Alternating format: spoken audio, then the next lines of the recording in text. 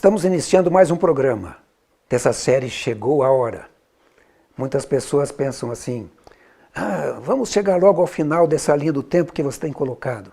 Vamos passo a passo.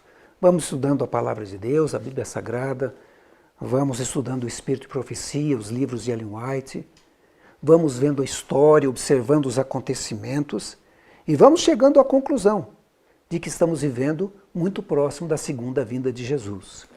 O tempo e as profecias. E vocês se lembram que uma das primeiras perguntas que eu fiz aqui foi quem criou o tempo? Mas antes de responder essa pergunta, que já fizemos, vamos fazer uma oração. Senhor Jesus, nosso amigo, nosso companheiro, nós te agradecemos por tua palavra sagrada. Te agradecemos porque o Senhor revelou aos profetas, através das profecias de tuas mensagens, e através do estudo nós podemos conhecer o tempo em que estamos vivendo e a proximidade da volta de Jesus. Abençoe a mim, mas abençoe especialmente as pessoas que estão assistindo neste momento. Dê entendimento através do Espírito Santo, que possamos nos preparar para esse evento glorioso que será a volta de Jesus e que vai ocorrer muito em breve. Te pedimos em nome de Jesus. Amém. Muito bem, quem criou o tempo?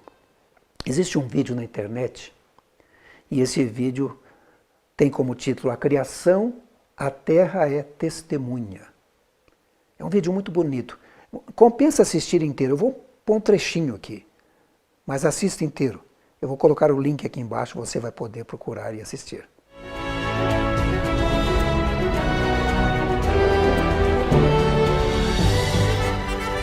In the beginning, God created the heavens and the earth. In the beginning, God created the heavens and the earth.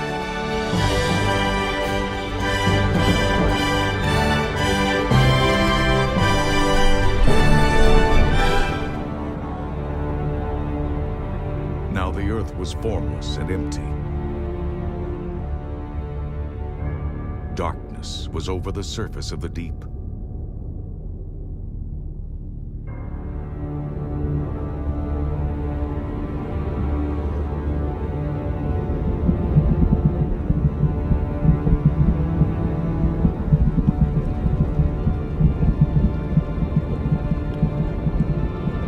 And the Spirit of God was hovering over the waters.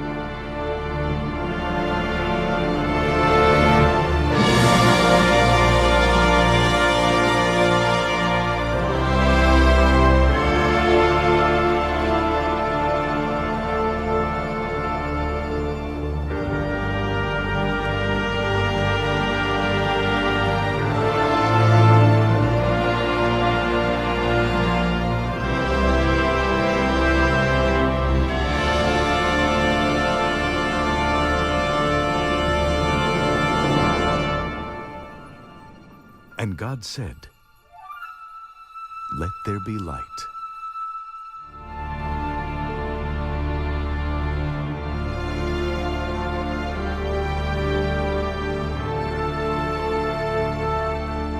And he separated the light from the darkness.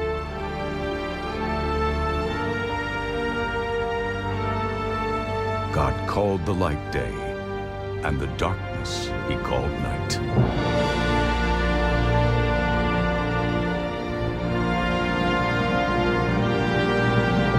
And there was evening, and there was morning, the first day.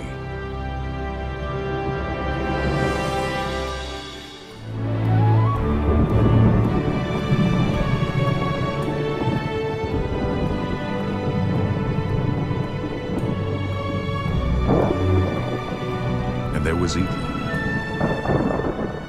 and there was morning, the second day.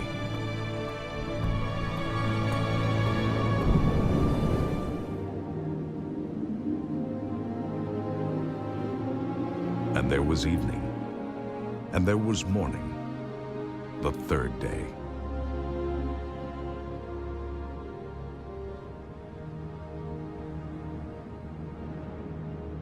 And God said,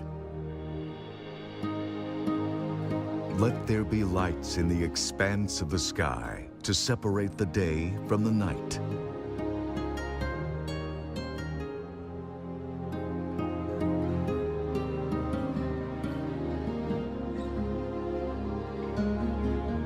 And let them serve as signs to mark seasons and days and years. And let them be lights in the expanse of the sky to give light on the earth. And it was so. God made two great lights. The greater light to govern the day, and the lesser light to govern the night.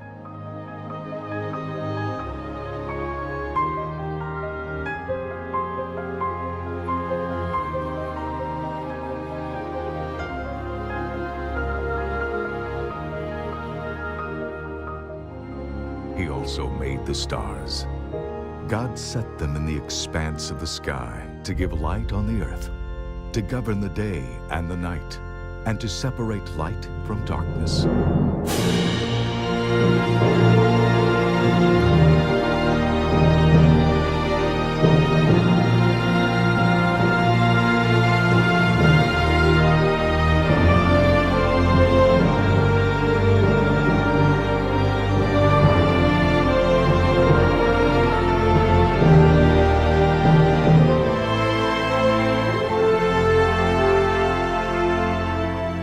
And there was evening, and there was morning, the fourth day.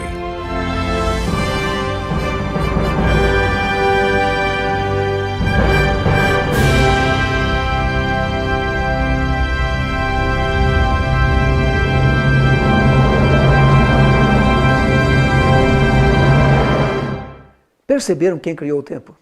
Foi Deus, o Criador. Lá na criação, Ele já criou o tempo. Ele disse também Deus, haja luzeiros no firmamento dos céus, para fazerem separação entre o dia e a noite. Sejam eles sinais para estações, para dias e anos. Ou seja, Deus criou ali os astros de tal forma que foram marcando os dias, foram marcando as semanas, foi marcando os meses, os anos, o tempo. E Deus, então, se comunica com o homem através do tempo, o nosso tempo. Né? Você vai encontrar na Bíblia, por exemplo, Deus falando para Noé, olha, 120 anos vai ter o dilúvio. Para Abraão, olha, Abraão, essa terra é sua, mas não agora, daqui a 400 anos. Ele falando para o copeiro e o padeiro de Faraó, 3 dias. E alguma coisa vai acontecer. E José interpretou o sonho. O Faraó sonhando com 7 anos de fartura e 7 anos de fome. Israel, Deus dizendo, vocês vão andar por esse deserto durante 40 anos. Jeremias, anunciando ao povo de Israel que eles ficariam 70 anos no cativeiro. E assim vai, Nabucodonosor, 7 anos de loucura. Você vai encontrar muitos períodos de tempo na Bíblia Sagrada. E vocês lembram que no primeiro programa eu comecei a preencher a linha do tempo até Noé.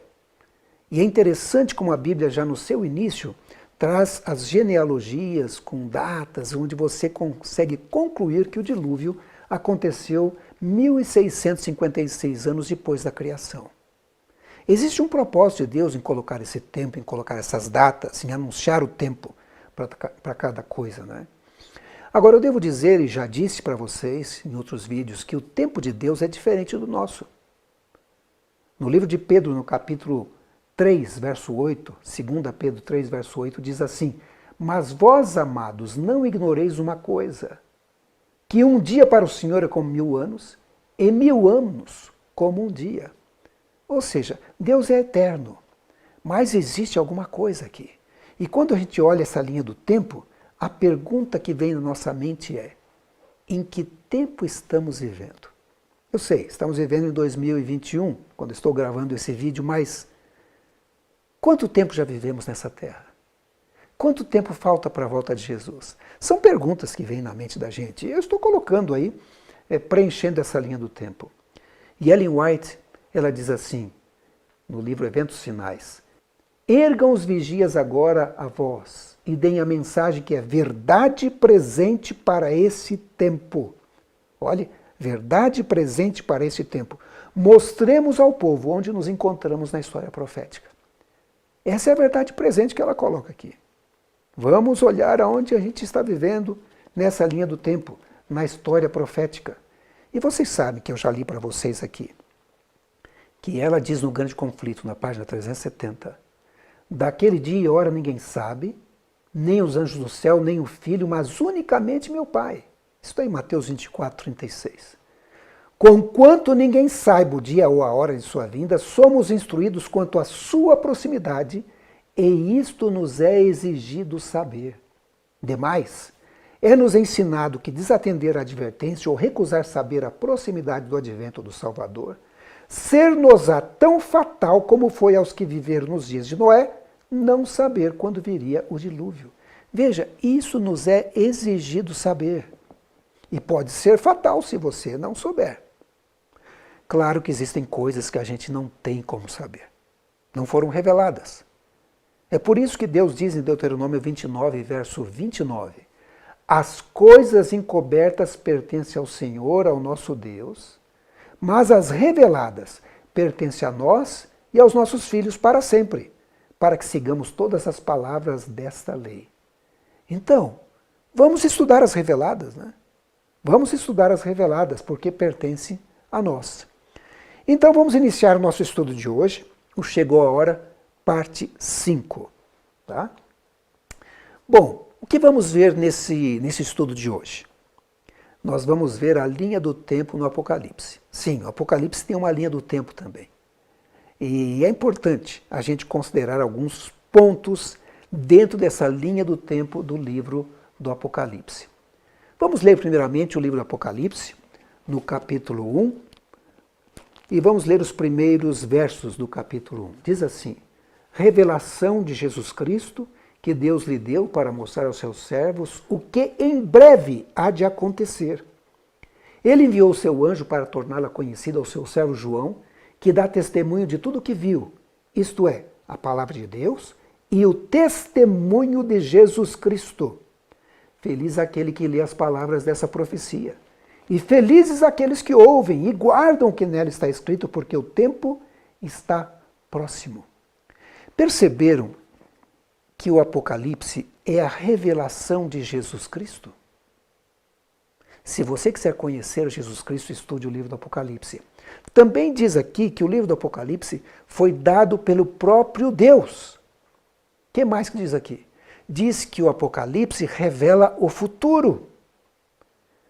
Se você quiser conhecer um pouco mais sobre o seu futuro, sobre o futuro da Terra, o futuro do planeta, estude o Apocalipse. O Apocalipse é a palavra de Deus e o testemunho de Jesus Cristo.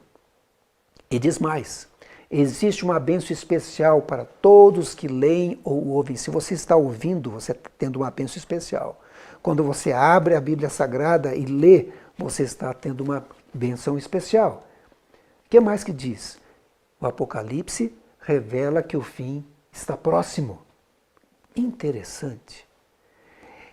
Aqui nesse começo, nesses primeiros versos de Apocalipse, diz que, o verso 1 especificamente, diz revelação de Jesus Cristo, e o verso 2 diz, isto é, a palavra de Deus e o testemunho de Jesus Cristo. E o próprio livro do Apocalipse diz o que é o testemunho de Jesus Cristo. Lá, em Apocalipse 19, verso 10, diz assim, o testemunho de Jesus é o espírito de profecia. Ou seja, é aquilo que os profetas escreveram, inspirados pelo dom profético. Por isso que 2 Timóteo 3,16 diz assim, toda a escritura é inspirada por Deus e útil para o ensino, para a repreensão, para a correção, para a instrução na justiça. Ou seja, a Bíblia toda é o espírito de profecia. E um profeta, quando é inspirado, ele tem o espírito de profecia. Por isso que Ellen White, inspirada por Deus, ela diz no livro Eventos Finais, há necessidade de mais íntimo estudo da palavra de Deus. Especialmente devem Daniel e Apocalipse merecer a atenção como nunca antes na história de nossa obra. A luz que Daniel recebeu de Deus foi dada especialmente para estes últimos dias, ou seja, o nosso tempo. Nós precisamos estudar esses livros. E nós temos visto, através da Bíblia Sagrada, como Deus se comunica com o ser humano, através dessas profecias.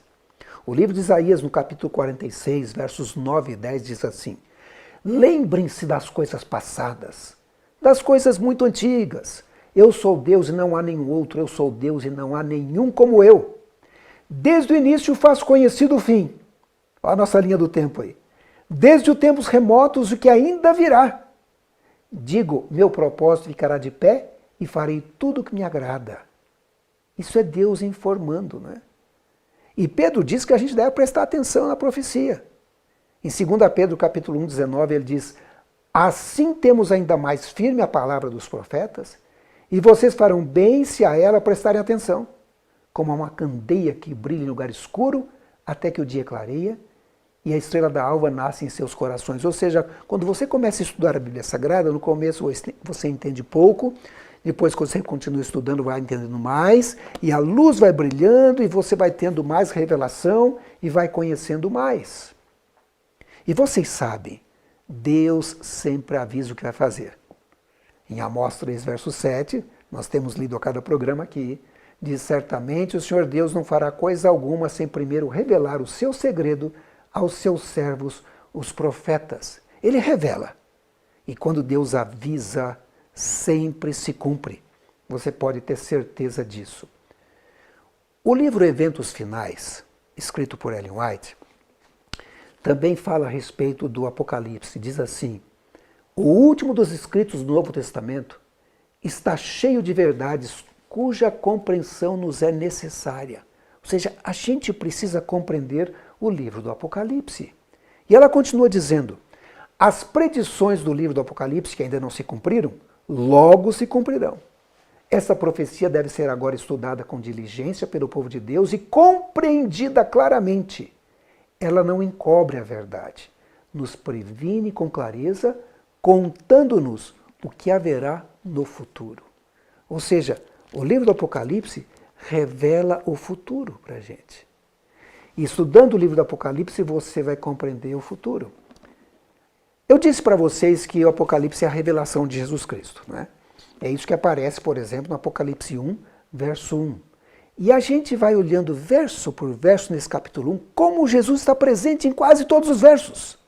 Verso 4, por exemplo, diz que João às 7 igrejas da província da Ásia, a vocês graça e paz da parte de quem? Daquele que é, que era, que há de vir, dos 7 espíritos que estão diante do seu trono. Ou seja, Jesus. Quando você continua estudando e vai para o verso 5, diz assim: e de Jesus Cristo, que é a testemunha fiel, o primogênito dentre os mortos e o soberano dos reis da terra. Ou seja, Jesus novamente. E ainda diz que ele nos ama, ele nos libertou dos nossos pecados por meio do seu sangue. Quando você vai para o verso número 6 do capítulo 1, e nos constituiu o reino de sacerdotes para servir a seu Deus e Pai, a ele, a Jesus, sejam glória e poder para todo o sempre. E olha que verso maravilhoso, o verso 7, falando de Jesus também. Eis que ele vem com as nuvens e todo olho verá, até mesmo aqueles que o traspassaram. E todos os povos da terra se lamentarão por causa dele, assim será. Amém? Verso 7, o verso 8, diz assim: eu sou o alfa e o ômega, diz o Senhor Deus. O que é, o que era, o que há de vir, o Todo-Poderoso. Falando de Jesus, o princípio, o fim, o alfa, o ômega. Né? Impressionante. Quando você olha os versos da Bíblia, verso 5 diz que ele é a fiel testemunha, o primogênito entre os mortos, soberano dos reis da terra. Ele nos ama, nos libertou dos pecados por meio do seu sangue. Se você vai para o verso 6, diz assim: a ele sejam a glória e o poder para todos sempre. Se você vai para o verso 7, diz assim: eis que está vindo com as nuvens e todo olho verá. Se você vai para o verso 8, diz: ele é o alfa e o ômega. Ele é o que era e o que há de vir. Ele é o Todo-Poderoso. Na verdade, Jesus é o personagem central do livro do Apocalipse. Se você quer descobrir Jesus, estude o livro do Apocalipse. É fantástico. Mas deixa eu dizer uma curiosidade com respeito ao livro do Apocalipse, que talvez você não saiba. Na linha do tempo do livro do Apocalipse, ele começa a descrever coisas que aconteceram antes da criação da Terra. Sim, antes da criação da terra. E ele passa pela volta de Jesus e vai revelar coisas que aconteceram ou que acontecerão depois da volta de Jesus. Olha que interessante. É um livro que revela muita coisa, não é verdade? Vamos estudar hoje especialmente o capítulo 12. Tá? No capítulo 12 nós temos a descrição do grande conflito entre Jesus e Satanás. Agora, antes de abrir a Bíblia e estudar o livro do Apocalipse, é importante dizer para você que existem alguns símbolos que a gente deve ter em mente quando estuda o livro do Apocalipse. Por exemplo, às vezes está escrito no livro do Apocalipse, mulher. Você tem que entender que é a igreja. Mulher, o símbolo, é um símbolo da igreja. Aí está escrito Miguel. Miguel é o nome que Jesus usa quando ele está em batalha contra Satanás. Aparece também a palavra dragão. Dragão é o diabo, é Satanás, quando aparece ali. Estrelas do céu são os anjos de Deus. Tempo, tempos e metade de um tempo. Significa ano, 2 anos e metade de um ano, ou seja, 3 anos e meio, ou 1260 dias. Um dia profético é um dia, ou um ano literal. Águas, mares e rios significa povos, lugares com muita gente. E terra, em contrapartida, um lugar desértico, lugares com pouca gente. Eu vou colocar aqui para vocês um trechinho de um vídeo que eu também recomendo que se assista completo. Vou colocar o link aqui embaixo também. Foi preparado pelo Ministério Amazing Facts. O nome desse vídeo é Apocalipse, a Noiva, a Besta e Babilônia. Notem esse trechinho que trata especialmente de Apocalipse capítulo 12.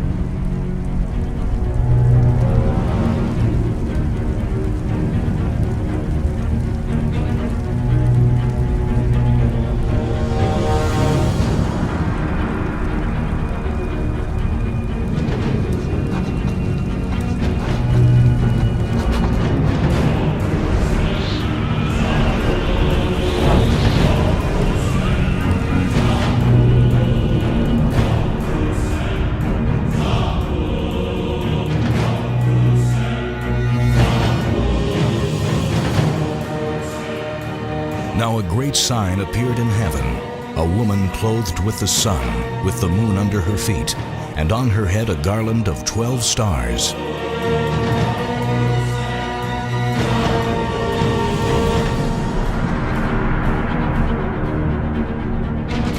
Then, being with child, she cried out in labor and in pain to give birth.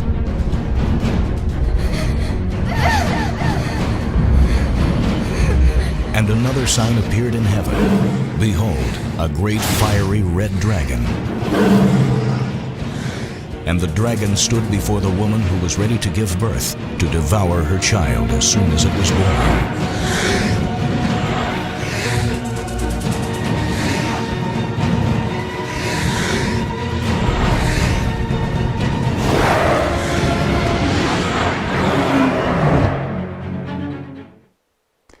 Perceberam? João estava na ilha de Patmos.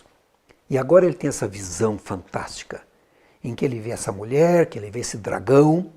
Claro, a gente sabe agora, porque aprendemos que de alguns símbolos no Apocalipse, quando fala de mulher é a igreja, quando fala de dragão é Satanás.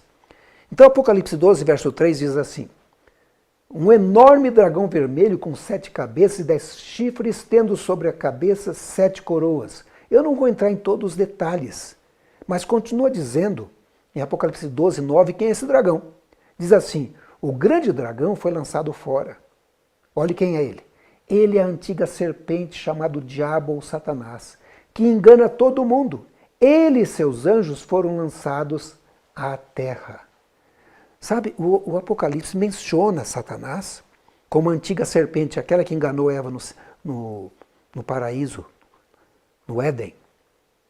Também como um dragão, que é o símbolo que aparece aqui no livro do Apocalipse. E em Apocalipse 12, 7 e 8 revela que teve uma guerra. Sim, uma guerra no céu. Olha o que diz. Houve então uma guerra no céu. Miguel e seus anjos, ou seja, Jesus e os anjos de Jesus, lutaram contra o dragão, contra o diabo, contra Lúcifer. E o dragão e os seus anjos revidaram. Mas esses não foram suficientemente fortes e assim perderam o seu lugar no céu. Então veja, o que nós temos aqui antes da criação da terra? A queda de Lúcifer. Nós não sabemos a data, mas sabemos que é antes da criação da terra. Quanto tempo? Não sei, a Bíblia não menciona, essa parte não foi revelada. Mas foi revelado que antes da criação da terra, houve uma batalha no céu e Lúcifer foi lançado no abismo e agora ele vem para a terra, onde ele acaba enganando os nossos primeiros pais, Adão e Eva. Muito bem, existe um outro vídeo preparado pelo Amazing Facts, esse ministério que também recomendo que assista completo. O nome do vídeo é Conflito Cósmico, a Origem do Mal. Você vai ter o link da descrição aqui. Assista esse vídeo. Eu vou colocar um trechinho apenas aqui, mas compensa assistir completamente. Nossa história começa há muito tempo atrás na capital do universo. Em um lugar chamado Céu, que estava repleto de seres angelicais que amavam fazer a vontade de Deus.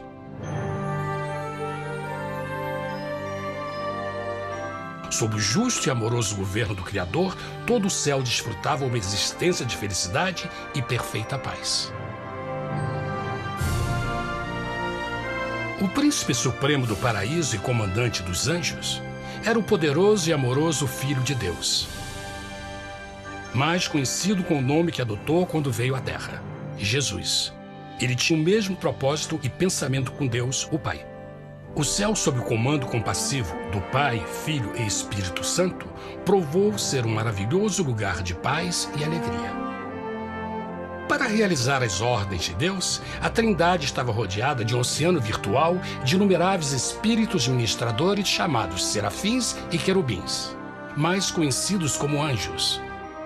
Estas poderosas e inteligentes criaturas descobriram que a felicidade estava em cumprir as ordens do Todo-Poderoso.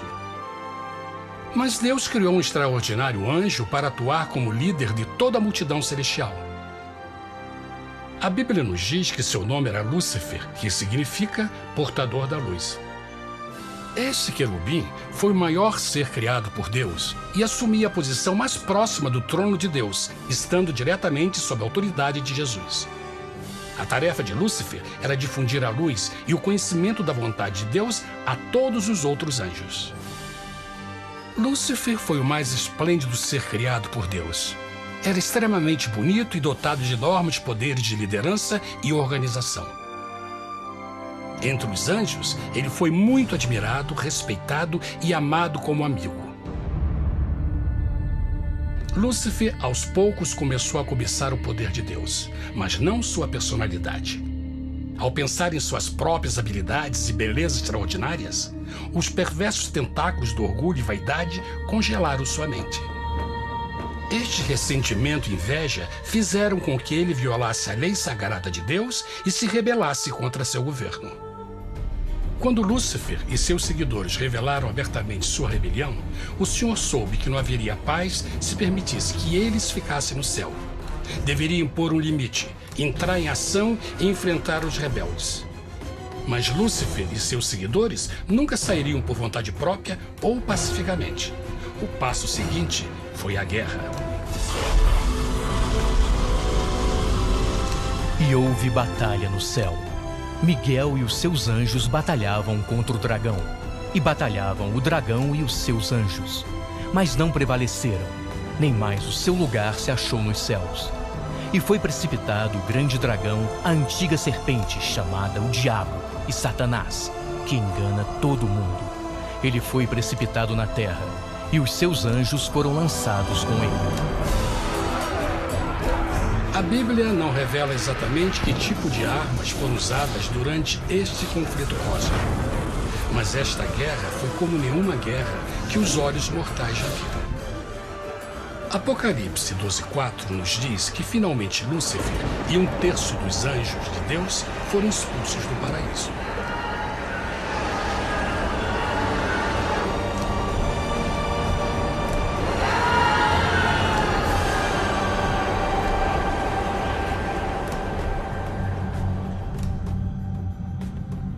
Mas e agora? Lúcifer tinha milhões de anjos ao seu lado, mas precisava de um pedaço de chão para continuar sua rebelião. Rápido, muito rápido, o universo começou a entender o quão doloroso e caro o pecado poderia chegar a ser. Bom, nós temos então a nossa linha do tempo. Já sabemos que antes da criação da Terra, Satanás foi lançado no abismo e depois acabou vindo para a Terra. E a linha do tempo do Apocalipse continua também depois da volta de Jesus. Mas nesse meio existem algumas coisas que aconteceram e estão reveladas no livro do Apocalipse. Então vamos ler. Apocalipse 12, 1 e 2 diz assim: Apareceu no céu um sinal extraordinário, uma mulher vestida do sol, com a lua debaixo de seus pés, e uma coroa de 12 estrelas sobre a cabeça. Ela estava grávida e gritava de dor, pois estava para dar à luz.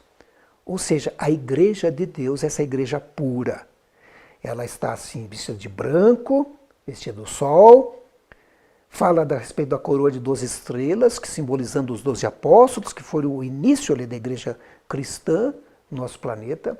Na verdade, no Apocalipse aparecem duas mulheres.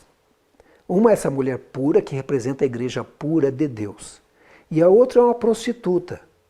É uma mulher que representa a igreja falsa.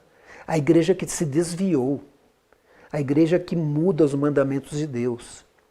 Então nós temos essas duas mulheres simbolizando igrejas, mas a igreja pura aparece aqui no capítulo 12. A igreja não pura vai aparecer um pouco mais à frente. Vamos falar dessa igreja. Em Apocalipse 12, verso 4, diz que o dragão colocou-se diante da mulher que estava para dar à luz, para devorar o seu filho no momento em que nascesse. Ou seja, havia um personagem que deveria nascer dentro dessa igreja de Deus e Satanás queria destruí-lo. Quem era essa pessoa? Jesus Cristo. E como Satanás tentou destruir Jesus Cristo já quando era menininho, né? Lembra-se de Herodes matando as crianças, né? Então nós temos aqui a predição no Apocalipse, ou a revelação no Apocalipse, já do início da vida de Jesus. Ou seja, Apocalipse 12, 3 e 9 fala sobre a queda de Satanás, Apocalipse 12, 2, 4 e 5 fala da primeira vinda de Jesus, ainda como um menino. E a mulher, podemos dizer que simboliza Maria, mas também simboliza a igreja. E olhe, continuando a história, em Apocalipse capítulo 12, verso 5, diz: ela deu à luz um filho, nós sabemos que é Jesus, um homem que governará todas as nações com cetro de ferro. Seu filho foi arrebatado para junto de Deus e do seu trono. Chega um momento em que Jesus vai para o céu.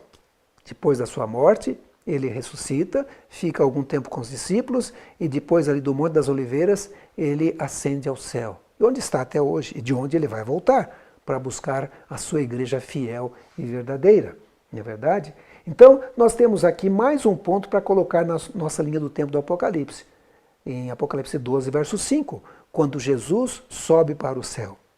Existem datas para alguns desses eventos, mas eu estou colocando mais na linha do tempo para ter uma noção de onde eu quero chegar, mesmo sem colocar datas. Futuramente, quem sabe, a gente pode colocar alguma data a mais aí. Bom, vamos continuar no Apocalipse 12.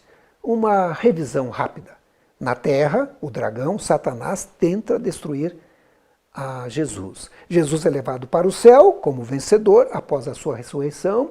Jesus é recebido em glória no céu, né? E aí o dragão fica na terra. Satanás fica na terra. E o que acontece? Apocalipse 12, verso 13. Quando o dragão via que havia sido lançado à terra, começou a perseguir a mulher que dera à luz o menino. Ou seja, ele começa a perseguir a igreja de Deus. Satanás começa com uma perseguição ao povo de Deus, à igreja de Deus. E aí o que acontece com a mulher? Apocalipse 12, verso 6. A mulher, a igreja, fugiu para o deserto, ou seja, um lugar com pouca gente, pouco habitado, para um lugar que lhe havia sido preparado por Deus, para que ali a sustentassem durante 1260 dias. Opa, nós temos um período de tempo aqui, não é? A igreja foge, onde ela vai ficar escondida por um período de 1260 dias.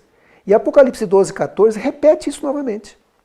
Com outras palavras, obviamente, mas diz assim: foram dadas à mulher as duas asas da grande águia, para que ela pudesse voar para um lugar que lhe havia sido preparado no deserto, lugar com pouca gente, onde seria sustentado durante um tempo, tempos e meio tempo, fora do alcance da serpente, ou seja, 1260 dias ou anos, porque é profético, e fora do alcance de Satanás, a serpente. Ou seja, o Apocalipse capítulo 12, então, diz que o dragão, Satanás, tenta destruir Jesus. Jesus é levado para o céu como vencedor, é recebido em glória no céu. Aí o dragão, então, passa a tentar destruir a igreja de Jesus. Começa a perseguir. E o período de perseguição é revelado no livro de Apocalipse. Aliás, é revelado também em Daniel. O período de tempo de perseguição seria de 1260 anos, ou 1260 dias proféticos.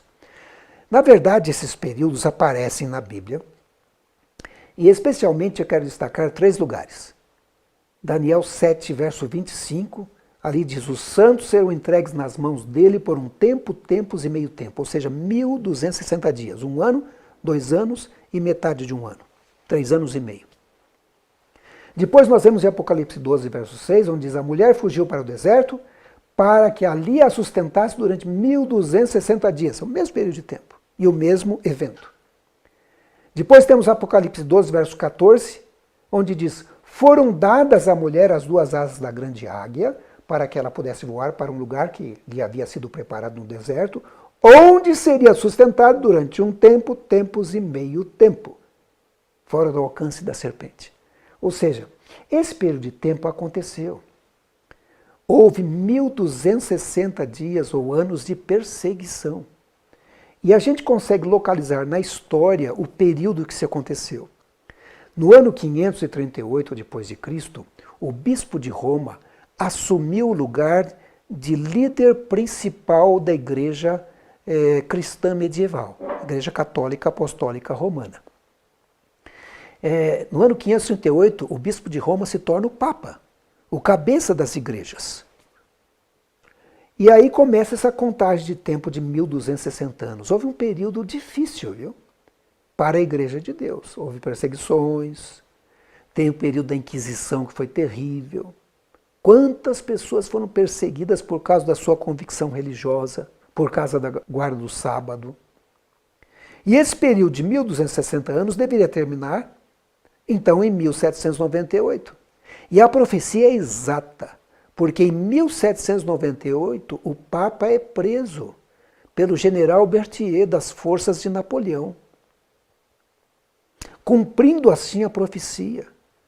A Igreja Católica fica enfraquecida, a perseguição já havia cessado algum tempo antes.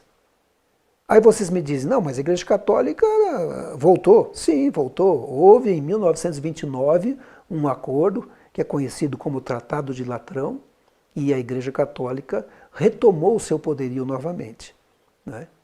E hoje ela está em alta. Mas isso também estava profetizado. Mas aí já no próximo capítulo, capítulo 13 de Apocalipse, nós não vamos ver hoje. Então, olha a nossa linha do tempo aqui, gente. Nós temos a queda de Lúcifer, lá em Apocalipse 12, 3 a 9.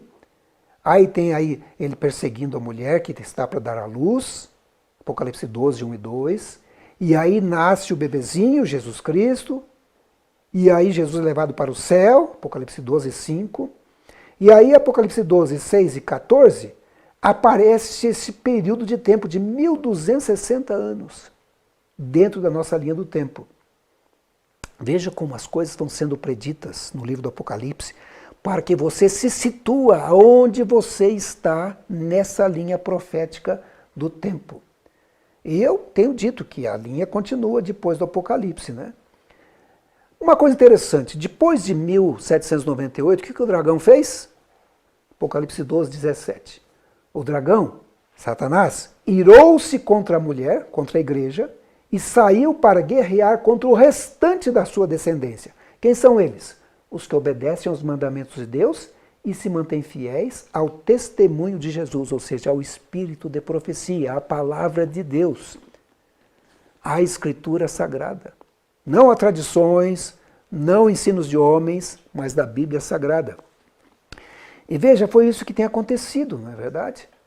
E isso vai acontecer até a volta de Jesus, em nossa linha do tempo.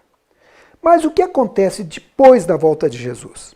Vocês veem que eu coloquei aí uma pintura que mostra Satanás acorrentado.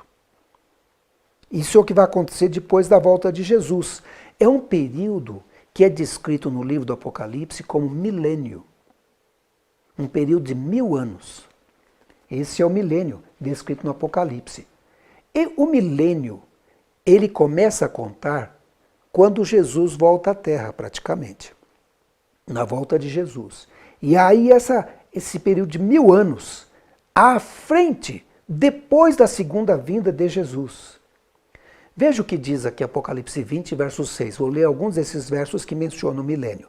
Apocalipse capítulo 20, verso 6 diz: Felizes e santos os que participam da primeira ressurreição. A segunda morte não tem poder sobre eles. Serão sacerdotes de Deus e de Cristo e reinarão com ele durante 1000 anos. Olhe só, tem uma ressurreição que marca o início desse milênio. E a gente sabe que a ressurreição vai ocorrer quando Jesus voltar, na volta de Jesus. Em João capítulo 5, 28 e 29 diz: Não fiquem admirados com isso, pois está chegando a hora em que todos que estiverem nos túmulos ouvirão sua voz e sairão. Os que fizeram bem ressuscitarão para a vida. Os que fizeram mal ressuscitarão para serem condenados. João está falando aqui de duas ressurreições, não é? Nós temos aqui a primeira ressurreição, ele diz a ressurreição da vida. E aí ele fala, a segunda ressurreição é a ressurreição da condenação. A primeira ressurreição ocorre por ocasião da vinda de Jesus e marca o início do milênio. A segunda ressurreição, ela ocorre no final do milênio, quando a nova Jerusalém vai descer do céu para essa terra. E essa terra será renovada. Não é? Então a segunda ressurreição marca o final do milênio. Nós temos então a primeira ressurreição no começo do milênio e a segunda ressurreição no final do milênio. Né? Então no início tem a segunda vinda de Cristo, a primeira ressurreição, os salvos são levados para o céu e os ímpios vivos são destruídos pelo resplendor da glória de Jesus Cristo. É isso que acontece no início do milênio. Agora, deixa eu dizer uma coisa para vocês. O que acontece no meio disso tudo? No meio do milênio? A Bíblia tem a resposta. Apocalipse capítulo 20, 1 a 3, diz assim: Vi descer do céu um anjo que trazia na mão a chave do abismo e uma grande corrente. Ele prendeu o dragão, a antiga serpente, que é o diabo, Satanás, e o acorrentou por 1000 anos. Lançou-o no abismo, fechou-o e pôs um selo sobre ele para assim impedi-lo de enganar as nações até que terminasse os 1000 anos. Depois disso é necessário que ele seja solto por um pouco de tempo. Então percebam, durante esse período de 1000 anos, Satanás vai ficar preso nessa terra, porque ele não vai morrer. Ele e os seus anjos vão ficar aqui. E não vão ter ninguém para tentar. Ou seja, 1000 anos, o planeta prisão. O planeta Terra vai ser um planeta prisão. Ele vai estar aqui refletindo no que ele fez de mal, nas pessoas que destruiu, nos ímpios que ele fez se perder, no que ele fez a Jesus, como ele foi mal. 1000 anos. E aí diz assim, Apocalipse 20, 7, 9, falando do final. Quando terminarem os 1000 anos, Satanás será solto de sua prisão e sairá para enganar as nações que estão nos 4 cantos da terra, a fim de reuni-las para a batalha. Seu número é como a areia do mar. As nações marcharam por toda a superfície da terra e cercaram o acampamento dos santos, a cidade amada. Mas um fogo desceu do céu e as devorou.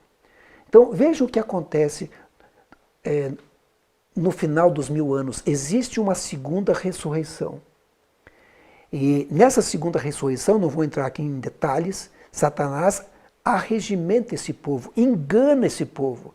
Diz que foi ele que ressuscitou eles. E que o exército é muito grande e eles têm poderio suficiente para destruir a cidade santa que está na terra agora. E eles vão se preparar para essa batalha. E quando eles tentam guerrear contra Deus na cidade santa, desce fogo do céu e eles são destruídos. Eu não vou entrar em muitos detalhes, mas veja, nós temos aqui a nossa linha do tempo. Nós temos um período de 1000 anos lá no final. E temos um período anterior aqui com também alguns anos, não é verdade? O que a lógica diz? Você percebe que a Bíblia usa ciclos de 7. A semana da criação, por exemplo, 6 dias mais um dia de descanso. 7 dias. Você se lembra dos 7 selos do Apocalipse? A volta de Jesus ocorre no 7º selo. 6 selos na terra e o 7º já a volta de Cristo. Você se lembra das 7 igrejas do Apocalipse? Cristo volta na última, a igreja de Laodiceia. Você se lembra da história de Jericó, da conquista de Jericó? Pois é, eles rodearam 6 dias aquela cidade, mas no 7º foi o dia da conquista. Ou seja, foi daí que surgiu a ideia de estudar a grande semana do tempo que eu falo em um dos nossos episódios. Creio que foi o episódio anterior. Essa grande semana do tempo, nós vamos voltar a ela algumas vezes. Então nós teríamos, na grande semana do tempo, um período de 6.000 anos até a volta de Jesus. E depois vem o milênio. 6.000 anos de destruição e engano. E depois um período de paz no céu. Um período de descanso, de férias no céu. Então nós temos aqui esses períodos de 1000 anos. Durante 6.000 anos, a Terra está envolta aqui, na maior parte do tempo, em destruição e engano. E finalmente nós temos o último, os 1000 anos finais, que seria passado no céu. Inicia os 1000 anos com a volta de Jesus e termina o milênio com a criação de uma nova terra. Que coisa fantástica, não é verdade? Agora, a gente fica perguntando, né? Tudo bem, onde estamos nessa linha do tempo? Estamos próximo desse último milênio. Esse também é o propósito de estudarmos essa linha do tempo, né? Chegarmos à conclusão em que tempo estamos vivendo. Quero dizer uma coisa, Ellen White escreveu assim no livro Grande Conflito, na página 518. O grande conflito entre Cristo e Satanás, que tem prosseguido durante quase 6.000 anos, logo deve terminar. Ou seja, quando ela escreveu o livro, que foi ali em 1880 alguma coisa, né, ela coloca ali que viviam quase 6.000 anos. E logo iria terminar. Nós estamos vivendo nesse quase já há bastante tempo, né? E logo deve terminar esse período, né?